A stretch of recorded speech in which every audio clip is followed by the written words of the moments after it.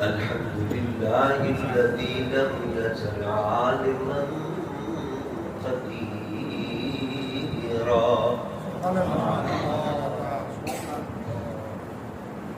حجا قيوما سميعا بصيرا والصلاة والسلام على رسوله أرسله بالحق بشيرا ونذيرا وعلى آله وأصحابه كثيرا.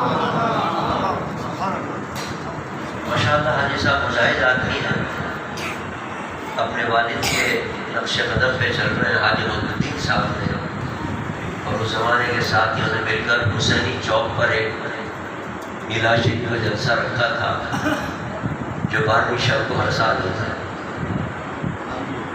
آج بھی ہو رہا ہے اور ماشاءاللہ حاجی ظہیر صاحب اور ان کے ساتھی جتنے کے پرانے ساتھی ہیں ماشاءاللہ ان کے، اور اس مسجد کی انتظامیہ قابل مبارکباد ہے جو اس جلسے کو یہ نبھا رہے ہیں. ماشاءاللہ تقریباً 60 سال ہو گئے میرے خیال میں، مجھے بھی آپ جب سے یہ جلسہ ہوا ہے اس وقت سے میں مسلسل اس پروگرام میں آ رہا ہوں. اب الحمدللہ حاجی صاحب نے یہ نئی ایک اور اپنے ذمہ لے لیا ہے اور ایک اور نام اعمال میں اضافہ کر لیا ہے کہ ہر سال انشاءاللہ اس مسجد کے اندر وہ ختم نبوت کا جلسہ منعقد کیا کریں گے. ہم ہوں گے نہ ہوں گے، یہ ہوں گے نہ ہوں گے، لیکن انشاءاللہ قیامت تک یہاں یہ جلسہ ہوتا رہے گا انشاءاللہ. ثواب حاجی صاحب کو ملتا رہے گا، اس مسجد کی انتظامیہ کو ملتا رہے گا. ہم لوگ اس میں آواز میں آئے تو ہمیں انشاءاللہ ثواب ملتا رہے گا. جب کروایا پاکستان کی جتنے قائدین ہیں ان کو بھی ثواب ملتا رہے گا انشاءاللہ. اللہ تعالیٰ ان کو توفیق دے کہ اس کو اسی طرح نبھا دے رہے ہیں. حاجی صاحب نے جو اس کو آغاز کیا ہے اللہ تعالیٰ ان کے جو پیچھے رہنے والے ہیں اور جو مسجد کی کمیٹی کے برآمد ہیں ان کو اس کو نبھانے کی توفیق عطا فرمائے اور اس جلسے کو مستقل 7 ستمبر کو ہر سال کرنے کی توفیق عطا فرمائے.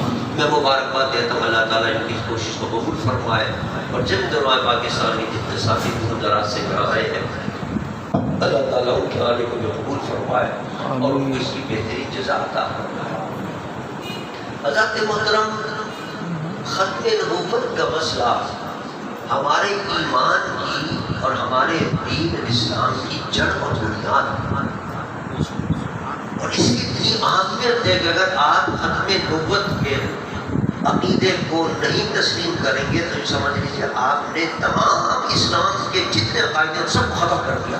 آپ نے مان لیا کہ حضور آخری نبی اور قیامت تک بھی نبی ہے تو حضور جو کچھ لے کر آئے قیامت تک اس کو تسلیم کر لیا. اور خدا نہ خواستہ اگر آپ کے نہیں صاحب حضور آخری نبی نہیں تھے آپ ختم لوگ نہ مانے تو اس کا مطلب کہ نیا نبی آئے گا تو نیا دین لے کر آئے گا، نیا نظام لے کر آئے گا. اس کی نماز بھی دوسری ہوگی، اس کا روزہ بھی دوسرا ہوگا، اس کا حج بھی دوسرا، سارے کام دوسرے ہوں گے. ختم نبوت اسی لیے علماء کہتے ہیں کہ یہ ایمان کی اور ہمارے زمان اسلام کی بنیاد اور جڑ ہے. اگر آپ نے ختم نبوت کو تسلیم کر لیا تو اسلام کے جتنے عقائد ہیں وہ سب آپ نے تسلیم کر لیا، اور اگر ختم نبوت کا انکار کر دیا تو سارے عقیدے آپ کے ادھر زلزل ہو گئے. اتنی اہمیت ہے اس کی، اتنی اہمیت ہے اس کی اہمیت کا آپ اس اندازہ کریں کہ جس شخص نے میرے آقا صلی اللہ علیہ وسلم کے اس عالم سے پردہ فرمانے کے بعد جب مسلمہ بن کذاب نے ختم نبوت کا انکار کیا اور اپنی جھوٹی نبوت کا دعویٰ کیا، ساتھیوں نے کہا بکر ابھی تو نیا مسئلہ ہے، حضور جس نشان نے پردہ فرمایا ہے، بہت سے لوگوں نے تو زکوٰۃ سے بھی انکار کر دیا، ان سے بھی مقابلہ کرنا ہے. کچھ اور قبائل ہیں وہ بھی باغی ہو گئے، ان کا بھی مقابلہ کرنا ہے. اور تھوڑا ٹھہر جاؤ، کہتے کہ بعد پھر نمٹ لیں گے اس مسلمہ کا صاحب سے. ابو بکر نے کہا نہیں، یہ سب سے اہم مسئلہ ہے، سب سے پہلے اس فتنے کو ختم کیا جائے، اس کے بعد کسی اور کا مقابلہ کیا جائے. لشکر بھیجو اور مسیلمہ کے ساتھ کا مقابلہ کرو. لشکر تیار ہوا, مسیلمہ کے ساتھ کا مقابلہ ہوا. آپ حیران ہوں گے اس مقابلے کے اندر 1 2 نہیں 10 20 نہیں 25,000 کے قریب جو مسیلمہ بن کذاب کے ماننے والے دجال تھے, ان کے پیروکار تھے, ان کو سرخراب کرنا اور تو مار کے جان میں حاصل کرنا. اور تقریباً 1200 کے قریب بڑے بڑے اکابر صحابہ اور تابعین نے جام شہادت اور فرمایا. 1200 کوئی معمولی تعداد نہیں ہے. جتنی جنگیں حضور کی دور میں ہوں گے اس کسی میں 500 کسی میں 600 کسی میں 500 200 لوگوں نے اور صحابہ نے جام شہادت پہنچ گیا. لیکن یہ اتنی بڑی جنگ تھی اور اتنا بڑا جہاد تھا کہ جس میں ایک جنگ کے اندر اور ایک جہاد کے اندر 1200 عاشقان مصطفیٰ نے جام شہادت پہنچ کیا, جس کے اندر 700 تو صرف حافظ قرآن تھے جنہوں نے جام شہادت پہنچا.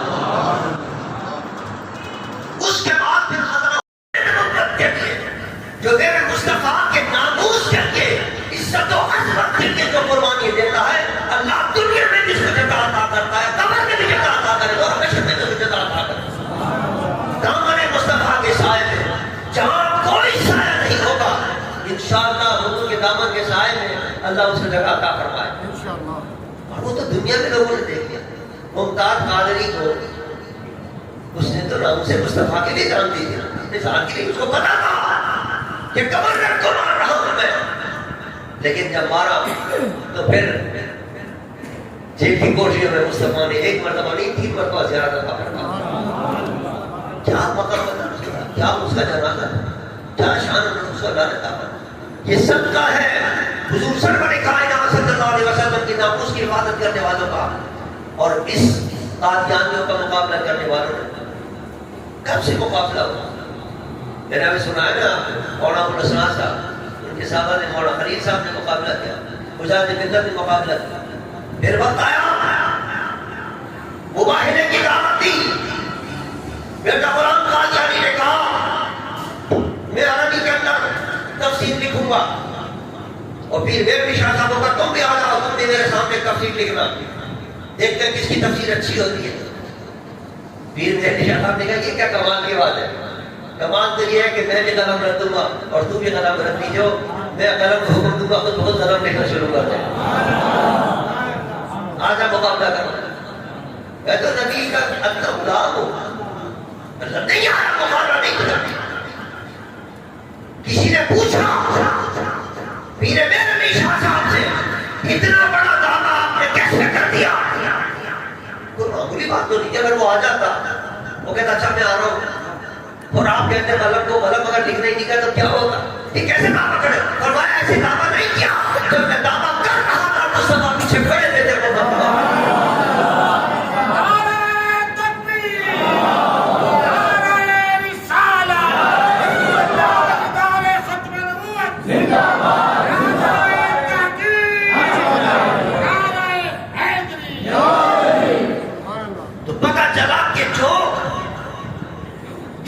حفاظت کے لیے نکلتے ہیں, جو ناموس مصطفیٰ کی حفاظت کے لیے نکلتے ہیں, خدا کی قسم غیب سے اللہ کوئی مدد فرماتا ہے, خود مصطفیٰ نکال کر فرماتے ہیں, خود حضور کی مدد ہوتی.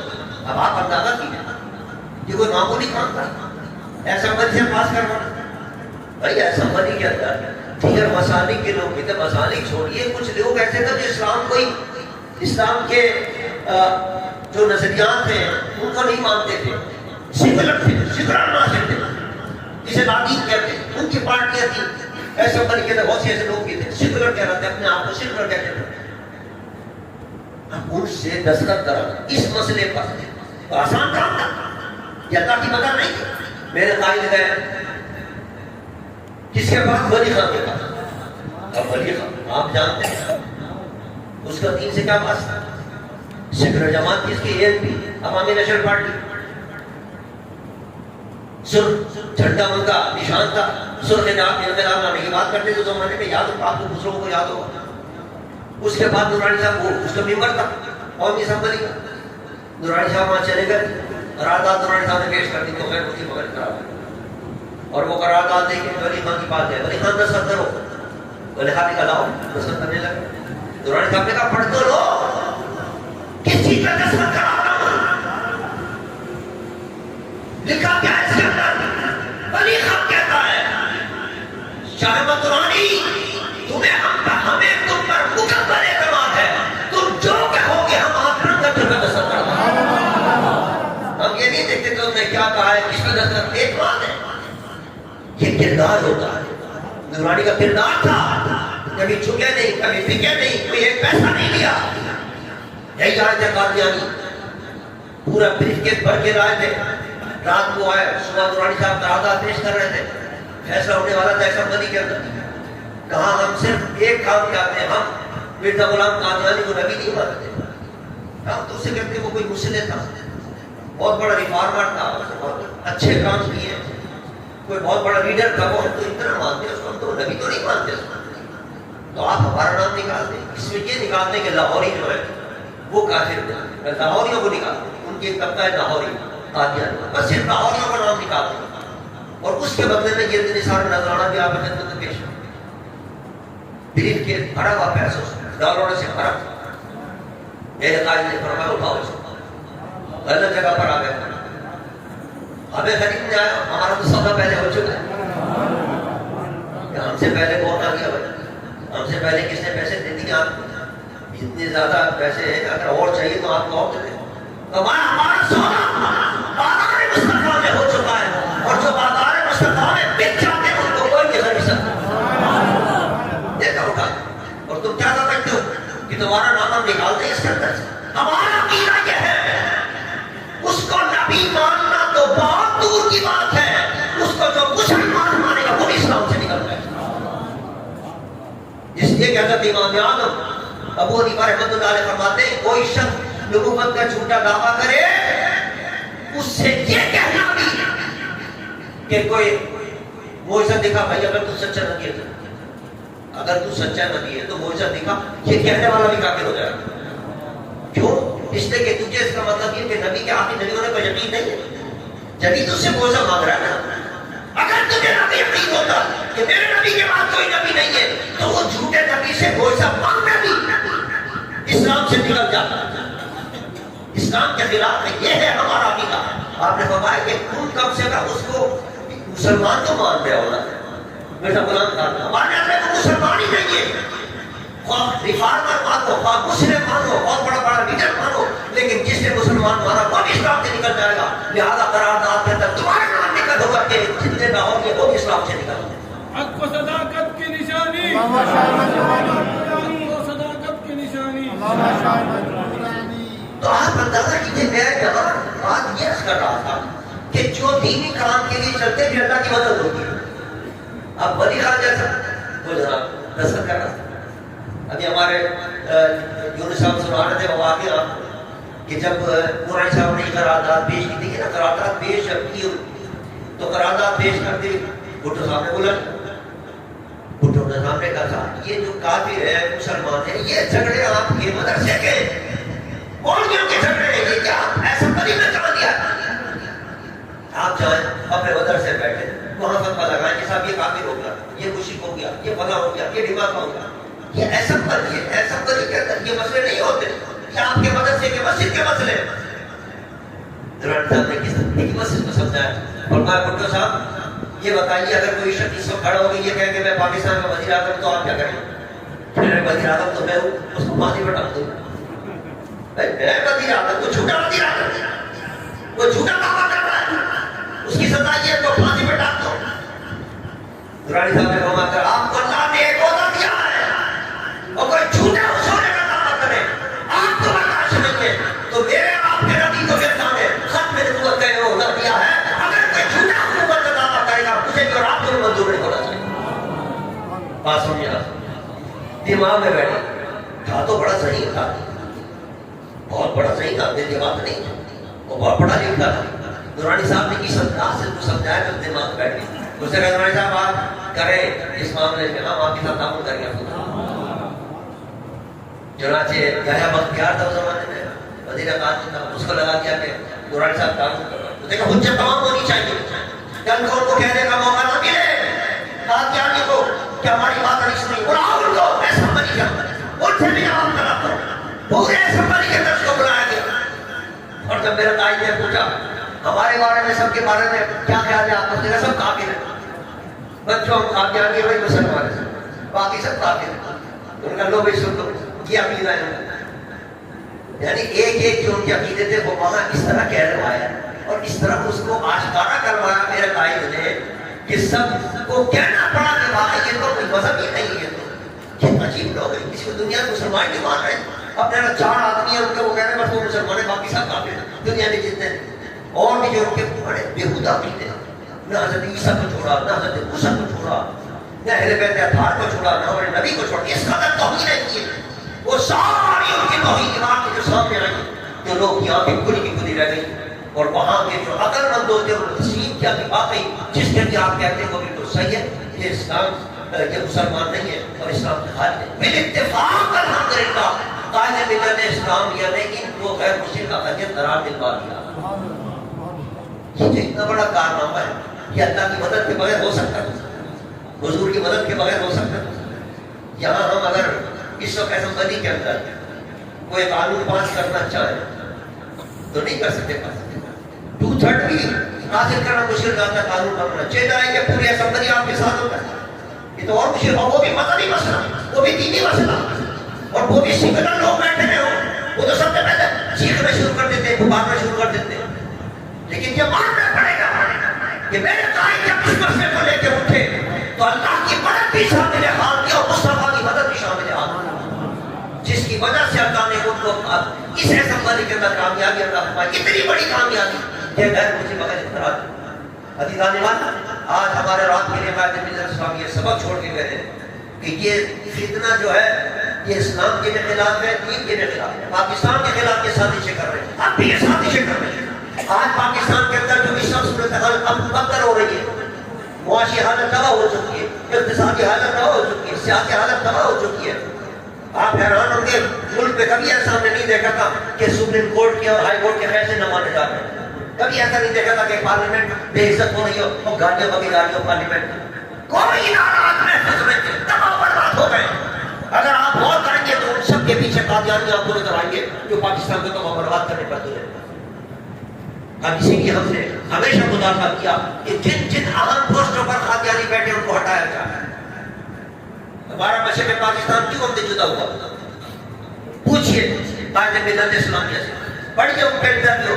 وہ فرماتے ہیں کہ جب میں گیا مجیب سے بات کرنے کے لیے تو مجیب نے مجھے بتایا کہ آپ کے پاکستان کے اندر، مغربی پاکستان کے اندر ایک وزیر ہے، اس نے ایسی پالیسیاں بنائی ہے کہ ہمارے درمیان نفرت پیدا کرتی اور وہ قادیانی بنی. اس کی قادیانی کی وجہ سے، اس کی پالیسیوں کی وجہ سے یہاں لوگوں میں نفرت پیدا ہوئی ہے. لوگ آپ کا نام سننا گوارا نہیں کرتے. اور آج بھی میں ملنے کے لیے تیار ہوں لیکن وہ نہیں ملنے دے گا ہمیں. اور یہی ہوا، اس نے ملنے نہیں دیا. وہ ملنے کے لیے تیار تھا، پاکستان ایک رکھنے کے لیے تیار تھا، لیکن انہوں نے پاکستان توڑنا گوارا کر لیا، لیکن مجیب کو ملانا گوارا نہیں کیا. یہ سازشیں آج بھی ہو رہی. اس بچے کچھ پاکستان کو توڑنے کی سازش ہو رہی. اس لیے ضروری اس بات کو ہے، ہمارا مطالبہ ہے حکمرانوں سے کہ جتنی اہم پوسٹوں پر بیٹھے ہوئے جہاں جہاں قادیانی ان کو ہٹایا جائے، ان کو برطرف کیا جائے، ورنہ وہ اپنی سازشوں کا خزانہ خاص اگر کامیاب ہو گئے تو یہ جو بچا کچا پاکستان ہے وہ بھی توڑ دیں گے. اللہ نہ کرے، اللہ نہ کرے. لیکن ہمیں یقین ہے کہ انشاءاللہ پاکستان اللہ کا ایک گرم ہے جو حضور صلی اللہ علیہ وسلم کے صدقے اور اولیاء کرام کے صدقے اللہ نے عطا کیا ہے. انشاءاللہ یہ باقی رہنے کے لیے بنا ہے، قیامت تک باقی رہے گا انشاءاللہ. اور اس کے خلاف سازشیں کرنے والے کوئی ہو، خواہ وہ قادیانی ہو یا ان کے کوئی چمچے ہو یا دیگر لوگ ہوں، انشاءاللہ وہ جو سازش کرے گا وہ سب کبھی نوکار ہوں گے. پاکستان انشاءاللہ روز قیامت تک باقی رہے گا انشاءاللہ. لیکن اس کے لیے ہم رات کو جو اسلام سے محبت کرنے والے جنہوں نے پاکستان کے لیے قربانیاں دی ہیں، پوچھیں ان لوگوں سے کہ کیسے لوگ قربانیاں دے کر آئے تھے ہندوستان سے، کیسی کیسی لاشوں کو عبور کر کے آئے تھے، خون کا درجہ عبور کر کے آئے تھے ہمارے آباد پاکستان کے اندر. پوچھیں ان لوگوں سے جنہوں نے مناظر دیکھے، ان کو درد ہوگا اس پاکستان کا.